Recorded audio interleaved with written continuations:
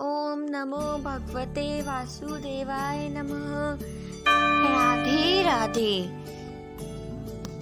श्री नारद जी बोले, वीरभद्र को पृथ्वी पर गिरे हुए देखकर महादेव जी के गण रण छोड़कर हाहाकार करते हुए भय से भागकर शंकर जी के पास गए। महादेव जी कोलाहल सुनकर अपने गणों को भागते हुए देखकर बैल पर चढ़कर हंसते हुए संग्राम के लिए आए। शंकर जी को आता हुआ देखकर सिंह की भांति गर्जन करते हुए रुद्रगण लौटे और बाणों की वर्षा से दैत्यों का संहार करने लगे। जिस प्रकार कार्तिक का व्रत करने वाले को देखकर पाप भागते हैं, वैसे ही शिवजी की भीषण मूर्ति को देखकर सब दैत्यगण भागने लगे। दैत्यों को युद्ध से भागते हुए देखकर हजारों बाणों की वर्षा करता हुआ जलंधर महादेव जी पर टूट पड़ा। शुंभ, निशुंभ, श्वमुख, कालनेमी, बालाहक, खड्गोरमा, प्रचंड और घसमर आदि दैत्य भी शिवजी के पास युद्ध के लिए दौड़ आए। बाणों के अंधकार से अपनी सेना को ढका हुआ देखकर शिवजी ने उस बाण समूह को काटकर अपने बाण समूह से आकाश को ढक दिया।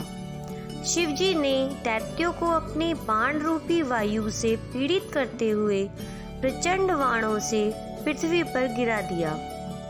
महादेव जी ने क्रोधित फरसे द्वारा खड्गोरमा का सिर काट दिया और खड्वांग से बालाहल के मस्तक के 2 टुकड़े कर दिए। घसमन दैत्य को फांसी से बांधकर पृथ्वी पर पटक दिया। किसी दैत्य को बैल के सींगों से, किसी दैत्य को बाणों से संहार किया। शेष दैत्यगण सिंह से व्यतीत हाथी के सदृश क्षण भर भी युद्ध क्षेत्र में ठहरने में असमर्थ रहे। तब अति क्रोधित होकर जलंधर युद्ध के लिए शंकर जी के पास आया। वज्र के समान तीव्र गर्जना करता हुआ जलंधर महादेव जी को युद्ध के लिए ललकारने लगा। जलंधर ने कहा, हे जटाधर, आज मेरे साथ युद्ध करो। इन दुर्बलों को मारने से क्या होगा? जो कुछ भी तुम्हारे पास शक्ति हो उससे मेरे साथ युद्ध करके दिखाओ। ऐसा कहकर जलंधर ने 10 बाणों से महादेव जी को मारा। महादेव जी ने उन बाणों को हंसते हुए अपने तीखे अमोघ बाणों से बीच में ही काट दिया और तब 7 बाण जो थे वह उसके घोड़े, ध्वजा, छत्र और धनुष को भी काट दिया।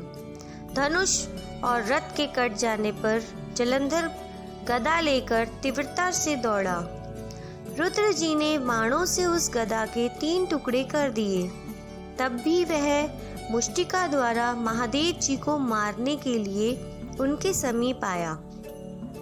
तब महादेव जी ने उसे एक ही बाणों के समूह द्वारा 1 कोस की दूरी पर फेंक दिया। शंकर जी को अपने से अधिक बलशाली जानकर रुद्र को सम्मोहन करने के लिए उसने गंधर्व माया रची। माया रचते ही वहां पर गंधर्व और अप्सराएं गाने बजाने और नाचने लगे। कुछ लोग तालवंशी मृदंग आदि बजाने लगे। इस आश्चर्य को देखकर महादेव जी ताल स्वर के शब्द से मोहित हो गए और उनके हाथों से शस्त्रों के गिरने का भी उन्हें ज्ञान नहीं हुआ। महादेव जी को एकाग्रचित देखकर जलंधर काम पीड़ित होकर शीघ्र ही पार्वती जी के निकट आया। युद्ध भूमि की रक्षा के लिए पराक्रमी शुंभ तथा निशुंभ को नियुक्त किया। 10 भुजा, 5 मुख, 3 नेत्र और जटा को धारण कर महाबैल पर सवार होकर जलंधर पार्वती जी के समीप आया। महादेव जी को आता देखकर सखियों के बीच से उठकर पार्वती जी महादेव जी के सम्मुख आई।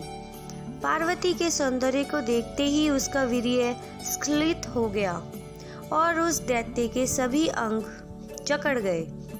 उन्होंने जलंधर समझकर भय से विह्वल जगत माता पार्वती को वहीं शीघ्रता पूर्वक अंतर्ध्यान होकर उत्तर मानसरोवर पर चली गई।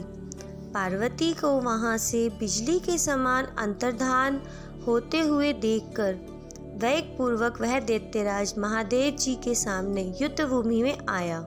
महादेव जी ने भी डर से मन में विष्णु भगवान को स्मरण किया और स्मरण करते ही पास में बैठे हुए विष्णु भगवान को देखा। महादेव जी ने कहा, हे विष्णु, पापी जलंधर ने जो अद्भुत कार्य किया है, क्या वह उसकी चेष्टा आपसे छुपी है? विष्णु भगवान ने कहा, उसी ने जब यह मार्ग दिखाया है तो उसी मार्ग पर हम लोग भी चलते हैं। इसके अतिरिक्त पतिव्रत धर्म से सुरक्षित वह दुष्ट कभी नहीं मारा जा सकता। नारद जी ने ऐसा कहा और ऐसा कहकर विष्णु भगवान जलंधर के नगर में पहुँचे।